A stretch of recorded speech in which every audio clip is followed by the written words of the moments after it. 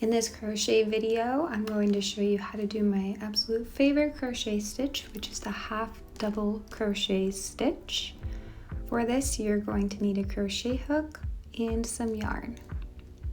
Some previous crochet experience needed to complete this stitch is knowledge of different crochet tools, how to yarn over, what a pull through is, how to make a slip knot, and how to do the chain stitch. If you're very new to crochet, please refer back to my previous video on how to learn those crochet terms. And why half double crochet is my favorite stitch is because it is a little bit bigger than single crochet. If you see here, single crochet, it's a shorter stitch and there's not that many gaps, versus the half double crochet is a little bit taller than single crochet, and it does have a gapier feel to it, but when compared to the double crochet, which is this red square, it isn't nearly as tall, but it's not so gappy, and therefore that is why I like to make the majority of my clothes out of the half double crochet stitch. It doesn't take as long to create a garment like the single crochet would, but it's not too gappy like the double crochet. We're going to begin with a chain stitch, so you want to make 10 chain stitches. Then you're going to make one more chain stitch, which will serve as your turning chain in the corner. Some people like to do 2 chain stitches for the turning chain for half double crochet, but I personally prefer 1. You're going to take your hook and you're going to insert it into the second chain from the hook.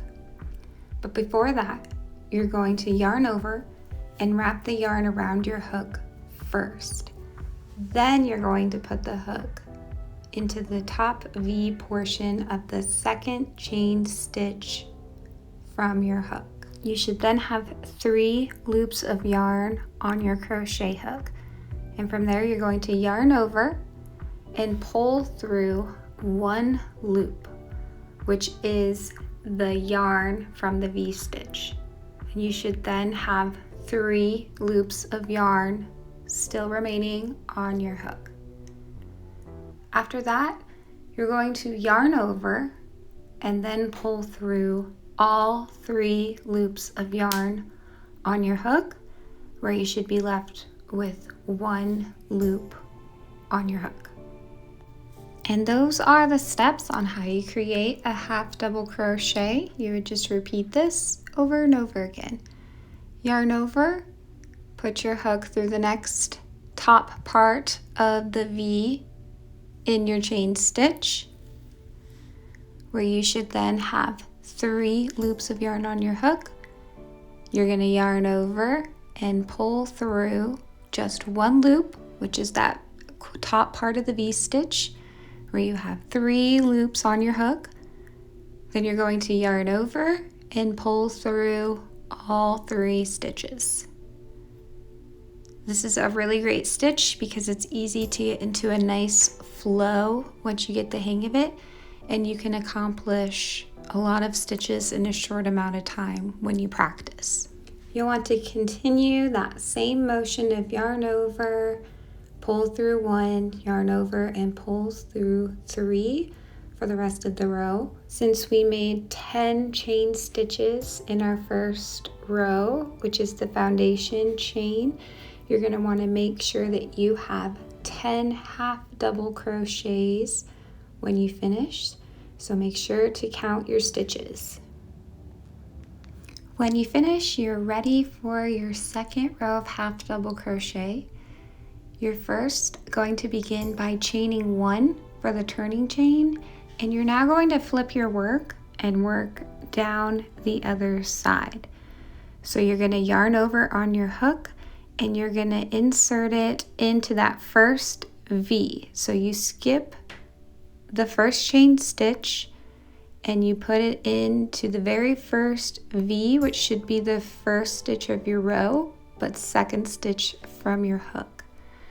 Then you're going to yarn over and you're going to pull through that V stitch. Then you're going to yarn over again and pull through the 3 loops of yarn that are left on your hook. Then you just want to keep going until you finish this next row.